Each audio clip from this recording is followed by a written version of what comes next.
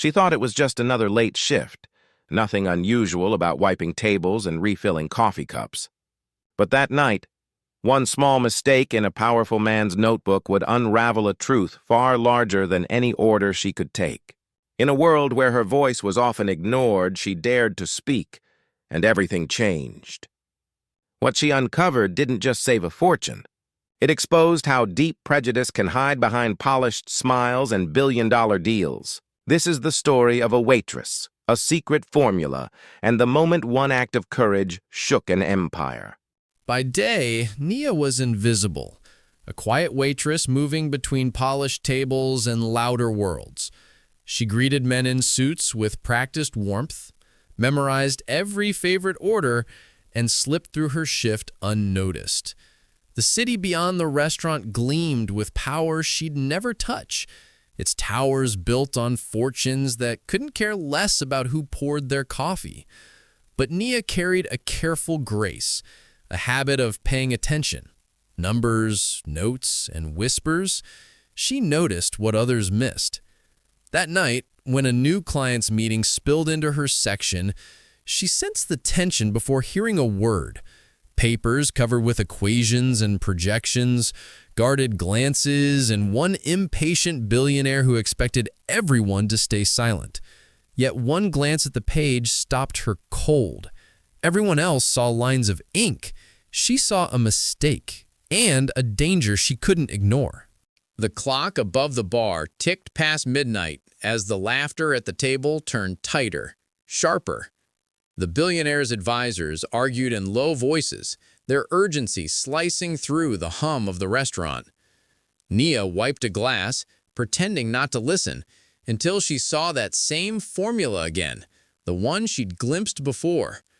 Her mind snapped to attention. Something wasn't adding up. Years of quietly observing numbers, tips, receipts, mistakes, had trained her eyes too well. She leaned closer, pretending to tidy a napkin. What she saw wasn't just a misplaced decimal. It was a collapse waiting to happen, a flaw that could cost billions. She froze. That kind of money, that kind of mistake was a world apart from her own. Still, she knew what she saw. The error was plain as day, and everyone around that table seemed blind to it. Her throat tightened. What would happen if she said something? People like her weren't supposed to interrupt the powerful. She'd seen enough polite smiles turn cold when she spoke out of turn.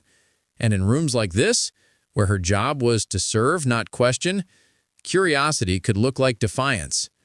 When she finally whispered a warning, the nearest advisor looked up as if she'd insulted him. His eyes narrowed, his lips tugged into a smirk that didn't reach them. "You think you understand this?" Though he didn't say it aloud, the message lingered in his stare. Around the table, the men exchanged glances heavy with the same unspoken judgment. The room felt suddenly smaller. Still, Nia wouldn't back down. She pointed again, steady this time, her polite quietness gone. Silence dropped. Then laughter followed, quiet, dismissive laughter that burned worse than shouting. The billionaire barely looked up. His attention flickered past her like she wasn't there.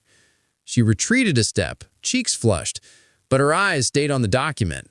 Something stronger than fear, an unwillingness to be erased again, pushed her forward.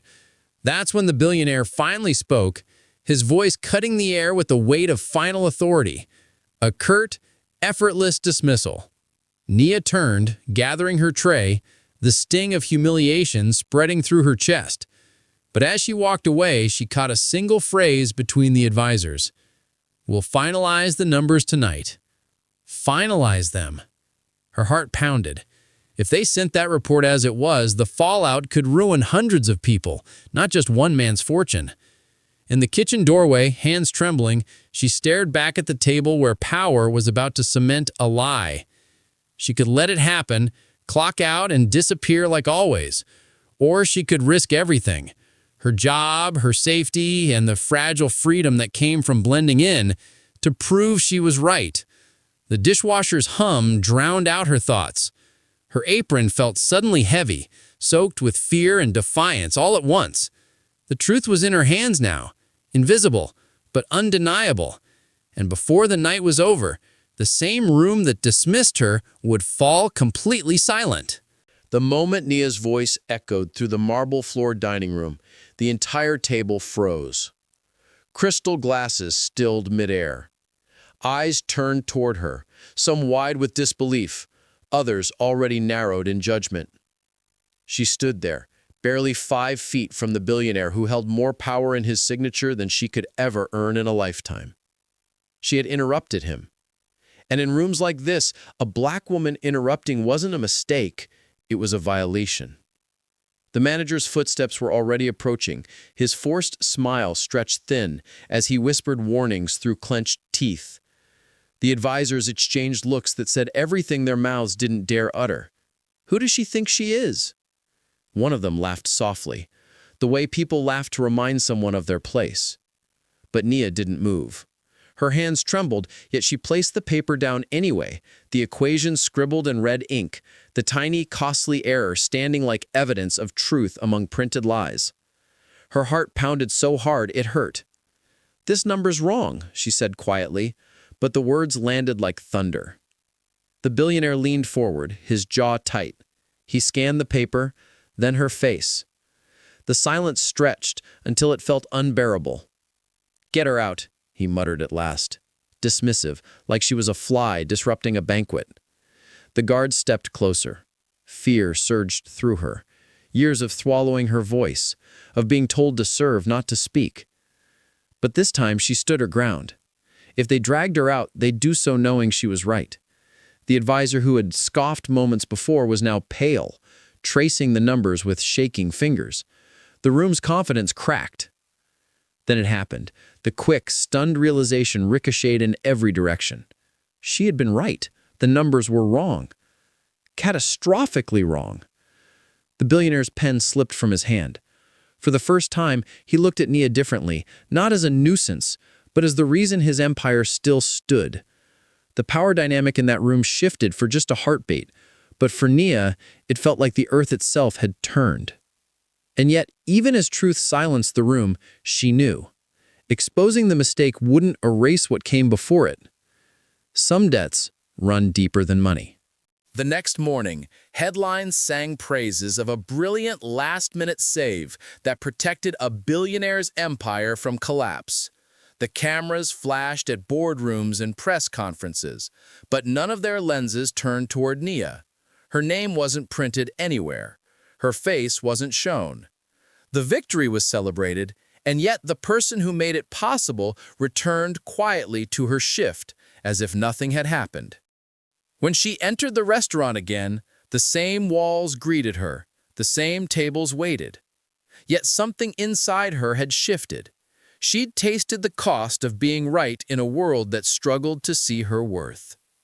People smiled more politely now, but the air was thick with the same unease, the kind that wraps around those who don't fit the picture of power. Still, she kept her head high. Maybe the world wouldn't remember her name, but she remembered what it felt like to be heard, even for a second. That moment was hers, untouchable. And while her courage didn't make headlines, it did ripple outward. The advisor who had mocked her left the meeting shaken, later admitting her warning had prevented financial catastrophe. Word began to spread quietly, among staff, through whispers, through admiration that crossed boundaries of class and color. Nia's story became more than one night's defiance. It became a reminder of every unseen worker, every silenced voice, every person forced to prove their worth twice, just to be believed once. Because racism isn't always loud. Sometimes it hides in who gets credit, who gets blamed, and who gets to speak without permission. Nia never asked for recognition. She asked for respect. And in that tiny act of resistance, she claimed something larger than any payout, the right to exist fully, unapologetically, and unignored.